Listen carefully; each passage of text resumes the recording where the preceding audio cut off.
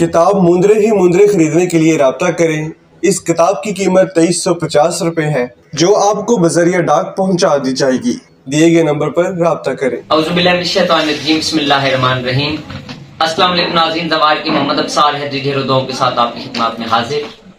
दोस्तों, जैसे कि आप जानते हैं कि मुख्तलिफ आमिलीन कामिलीन और हुक्मा के साथ, शोरा के साथ आपकी मुलाकातें करवाता रहता हूँ।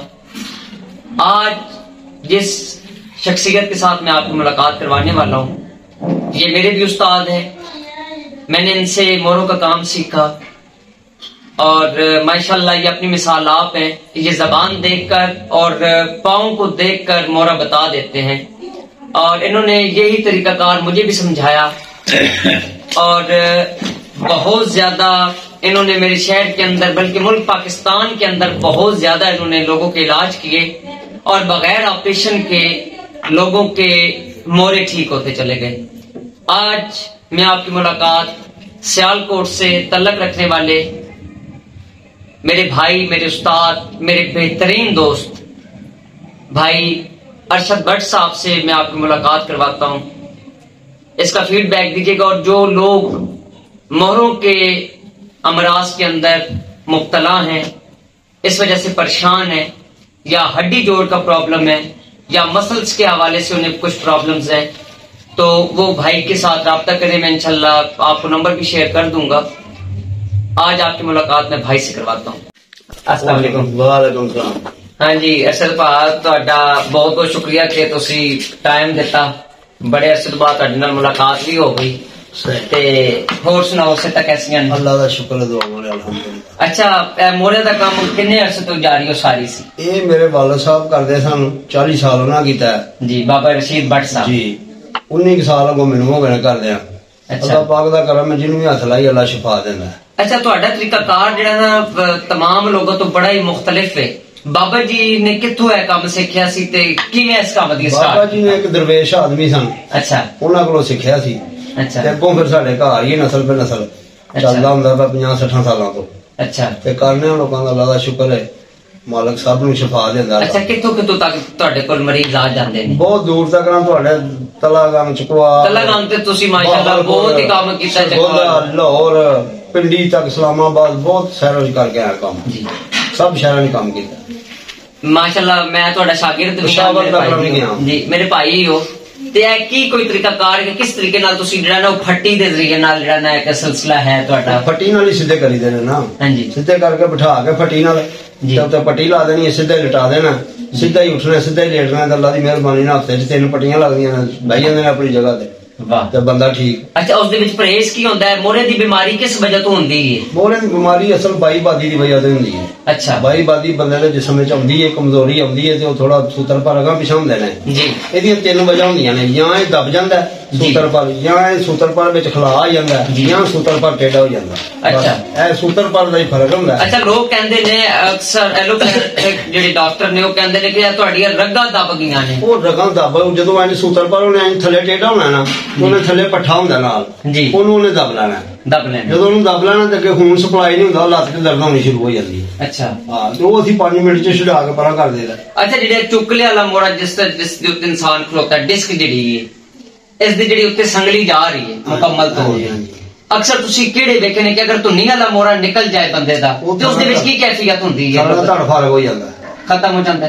ਧੁੰਨੀ ਵਾਲਾ ਮੋਰਾ ਨਿਕਲ ਜਾਏ ਤਾਂ ਲੱਤਾਂ ਕੰਮ ਨਹੀਂ ਕਰਦੀਆਂ ਬਿਲਕੁਲ, ਐਵੇਂ ਉਂਗਲ ਵੀ ਨਹੀਂ ਪੈਂਦੀ ਜੀ, ਸਾਡਾ ਧੜ ਫਰਕ ਹੋ ਜਾਂਦਾ। ਅਸੀਂ ਉਹਨੂੰ ਵੀ ਅੱਲਾਹ ਦੀ ਮਿਹਰਬਾਨੀ ਨਾਲ ਉਹ ਵੀ ਮਹੀਨੇ ਦੇ ਵਿੱਚ ਬੰਦਾ ਸਿਹਤਯਾਬ ਹੋ ਜਾਂਦਾ। ਉਹ ਮੈਨੂੰ ਯਾਦ ਹੈ ਕਿ ਇੱਕ ਤਲਾਗੰਗ ਮਰੀਜ਼ ਸੀ ਤੇ ਤੁਸੀਂ ਉਹਨੂੰ ਪਾਏ ਦੇ ਉੱਤੇ ਲਿਟਾ ਕੇ ਤੇ ਮੋਰੇ ਨੂੰ ਬਾਹਰ ਕੱਢਿਆ।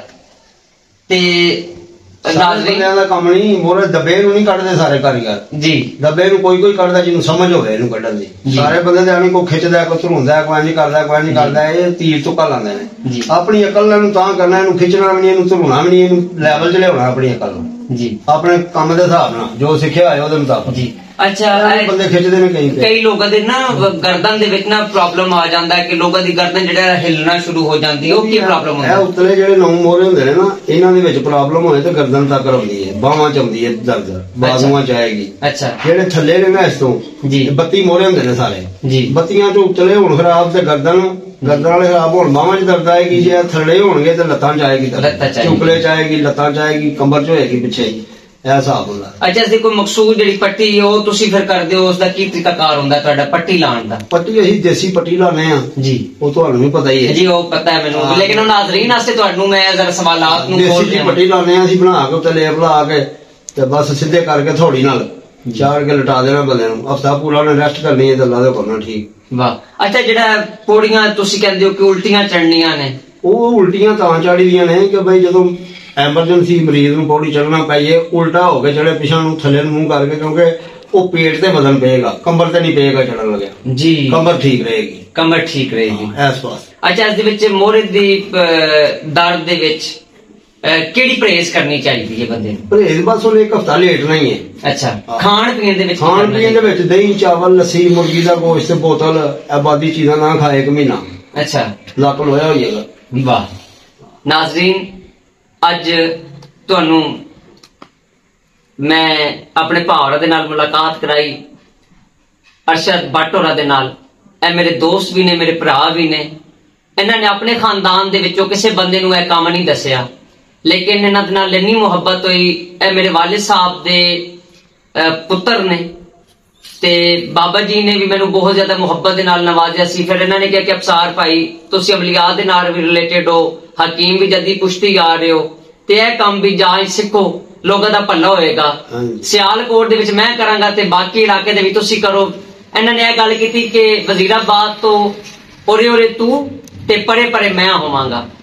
ਤੇ ਮੇਰੀ ਤੇ ਇਹੀ ਕੋਸ਼ਿਸ਼ ਹੁੰਦੀ ਹੈ ਕਿ ਜਿਹੜਾ ਵੀ ਕੋਈ ਮਰੀਜ਼ ਹੋਵੇ ਮੈਂ ਭਾਵਰਾ ਦਾ ਦੱਸਦਾ। ਮੈਂ ਸਹਿਲ ਨਹੀਂ ਕਿ ਮੈਂ ਇਹ ਕੰਮ ਕਰ ਸਕਾਂ, ਲੇਕਿਨ ਇਹਨਾਂ ਦੀ ਮੁਹੱਬਤ ਹੈ ਕਿ ਮੈਂ ਇਹਨਾਂ ਦੇ ਨਾਲ ਕਾਫੀ ਮਰੀਜ਼ਾਂ ਦਾ ਇਲਾਜ ਕੀਤਾ ਔਰ ਇਹਨਾਂ ਨੇ ਮੈਨੂੰ ਕਿਹਾ ਕਿ ਇਹ ਮਰੀਜ਼ ਚੈੱਕ ਕਰ। ਫਿਰ ਉਹ ਮੋਹਰੇ ਮੈਂ ਚੈੱਕ ਕਰਦਾ, ਪੈਰ ਤੋਂ ਵੇਖ ਕੇ, ਜ਼ਬਾਨ ਤੋਂ ਵੇਖ ਕੇ, ਤੇ ਫਿਰ ਗੱਲਬਾਤ ਚੱਲਦੀ ਰਹਿੰਦੀ ਸੀ। ਪਿਆਰ ਮੁਹੱਬਤ ਇੱਕ ਰਿਸ਼ਤਾ ਸਾਡਾ ਜਾਰੀ ਉਹ ਸਾਰੀ ਹੈ। ਤੇ ਸਾਡੇ ਘਰ ਦੇ ਕੋਈ ਪਰਦੇ ਨਹੀਂ ਨੇ।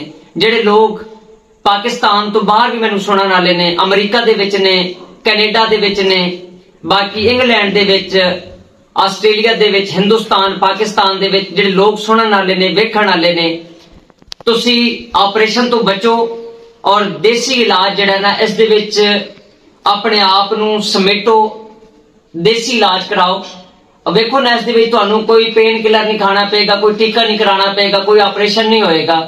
3 ਪੱਟੀਆਂ ਜੇ ਤੇ ਉਹ ਵੀ ਦੇਸੀ ਤਰੀਕੇ ਦੀਆਂ, ਔਰ ਲੇਪ ਕਰਕੇ ਲਾਈ ਜਾਂਦੀਆਂ ਨੇ ਰੂਈ ਦੇ ਨਾਲ, ਔਰ 24 ਘੰਟੇ ਇੱਕ ਰੱਖੀ ਜਾਂਦੀ ਹੈ।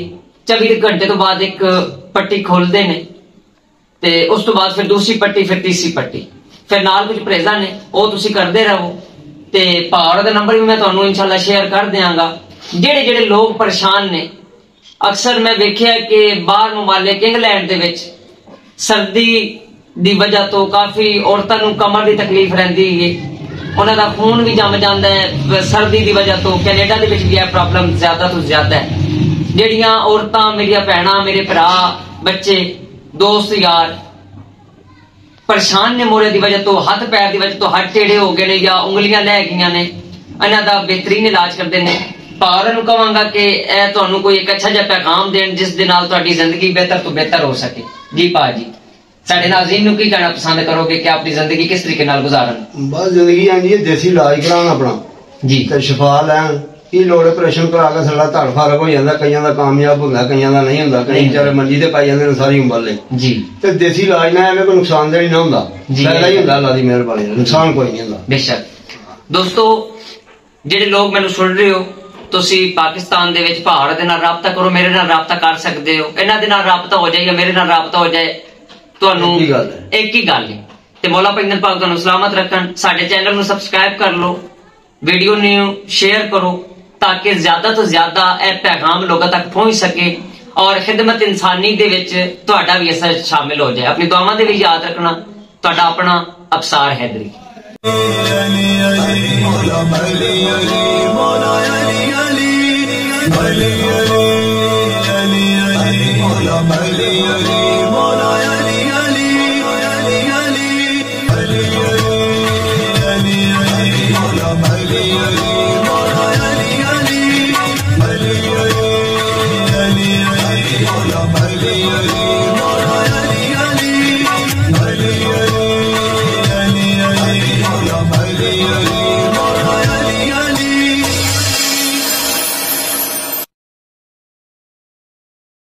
Ali, Ali, Mola Ali, Ali, Ali,